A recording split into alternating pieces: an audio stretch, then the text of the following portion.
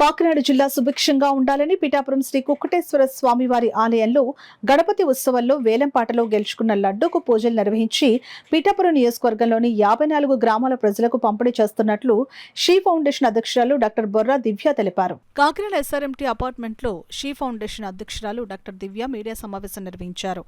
వేలంపాటలో లడ్డూ గెలుచుకున్న doctor దివ్యను SRMT apartment వాసులు సాల్వా కప్పి ఘనంగా సత్కరించారు. ఈ సందర్భంగా డాక్టర్ దివ్య మీడియాతో మాట్లాడారు. వరదల సమయంలో ఆయన వచ్చి ప్రత్యేకంగా అందరినీ పలకరించి ఈ వినాయకుడిని కూడా వరదల నుంచి అందరినీ కాపాడమని, అలాగే తెలుగు ప్రజల్ని కాపాడమని ఆయన ఎంత పూజించారో మనందరికీ తెలుసు. అలాంటి ప్రసాదాన్ని, మహాప్రసాదాన్ని మా చేతికి అందుకోవటం, అలాగే ఈరోజు పాతగయలో ఇది సుమారు ఒక 100 కేజీలు లడ్డులో కలిపి 54 గ్రామాలు, అలాగే ఈ వరదల సమయంలో ఎస్ఆర్ఎంటీ అపార్ట్మెంట్స్ నుంచి కూడా ఎంతో సహాయం ఇక్కడి నుంచి నానాజీ గారి ఆధ్వర్యంలో వెళ్ళడం జరిగింది.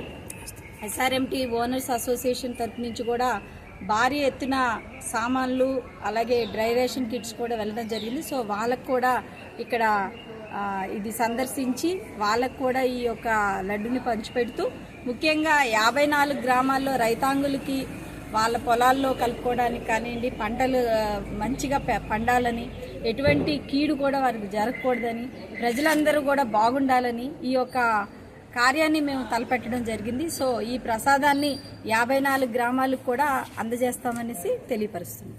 తరపు నుంచి వినాయకుడి ప్రసాదం ఎస్ఆర్ఎంటీ రెసిడెంట్స్ అందరికీ కూడా మేడం గారు ఇవ్వడం జరుగుతుంది. దీన్ని మేము అందరికీ డిస్ట్రిబ్యూట్ చేస్తాము. ఫ్లాట్స్ ఉన్న వాళ్ళందరికీ, రెసిడెంట్స్ అందరికీ కూడా డిస్ట్రిబ్యూట్ చేస్తాము.